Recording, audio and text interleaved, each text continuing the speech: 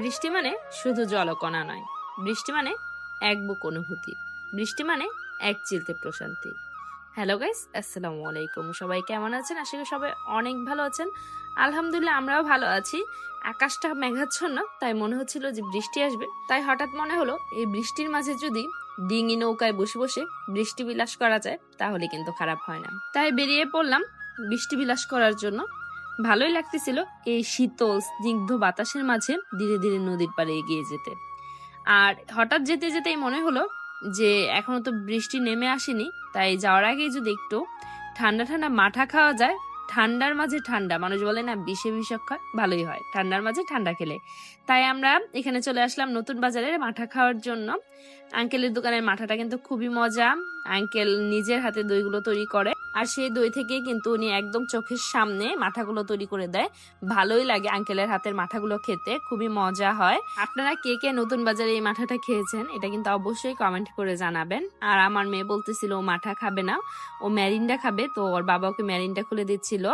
আমার মেয়ে আসলে ঠান্ডা খেতে খুব বেশি পছন্দ করে, আর যদি আইসক্রিম পায় তাহলে তো কোনো কথাই নেই। আর খাওয়া দাওয়া শেষ করে আমরা আবার নদীর পাড়ের উদ্দেশ্যে রওনা হয়ে গেলাম। এখানে এসে দেখি যে কয়েকটা ডিঙি নৌকা আছে, বাট এখানে কোনো মাঝি নাই, তাই একাই নৌকায় উঠে বসে পড়লাম। আর নৌকাটা এত দুলতেছিল, আমার তো প্রচন্ড ভয় লাগতেছিল, তাই তাড়াতাড়ি করে আবার নেমেও গেলাম। নেমে ভাবলাম যে নদীর ঘাটে যাই, যে সেখানে যদি টাটকা টাটকা নদীর মাছ পাওয়া যায় তাহলে তো খুবই ভালো হয়। কিন্তু নদীর ঘাটে এসে দেখি যে এখানে কোনো মাছের নৌকা নাই, বাট অসংখ্য অটোরিকশা বাইক আছে যারা তাদের গাড়িগুলো এই নদীর পানিতে ধুচ্ছিল। আসলে বর্ষাকাল আসলে আমাদের এই ধীরপুর নদীর ঘাটে গাড়ি ধোয়ার ধুম পড়ে যায়। যাই হোক, মেয়ে বলতেছিল যে ও নদীর পানিতে নামবে, এই জন্য ওকে নিয়ে একটু নদীর পানিতে নামলাম। ও অনেক মজা করতেছিল পানিতে। আসলে পরিবারের সবাই মিলে যদি আসতাম তাহলে এই পানিতে আজকে অবশ্যই গোসল করতাম, কারণ পানিটা খুবই পরিষ্কার লাগতেছিল আর মনেও চাচ্ছিল যে এই পানিতে একটু গোসল করি। বাট কি করার, একা একা সাহস পাই না, কারণ আমরা কেউ সাঁতার জানি না। যদি এনি বাই চান্স কিছু হয়, কারণ নদীর পানিতে প্রচন্ড স্রোত ছিল, তাই আমরা সেই রাস্তার উপরে দাঁড়িয়েই মেয়েকে ভিজাচ্ছিলাম। মেয়েও অনেক মজা করতেছিল, সব দেখে ভালোই লাগতেছিল।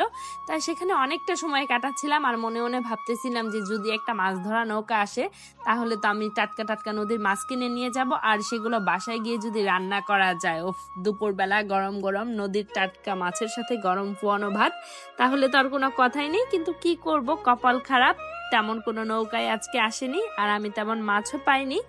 মাছ না পেলেও কি হবে, মেয়ে যেই মজাটা করছে আলহামদুলিল্লাহ, এতে আমরা অনেক খুশি। মেয়ের পানি দিয়ে ভিজা শেষ হলে আমরা চলে আসলাম বাড়ির উদ্দেশ্যে। আসার সময় কামারজুড়ি আসছিলাম একটা কাজে, তো এখানে এসে দেখি যে লটাইতে আইসক্রিম বিক্রি করতেছে, তাই ছোটবেলার কথা মনে পড়ে গেল। তাই এখান থেকে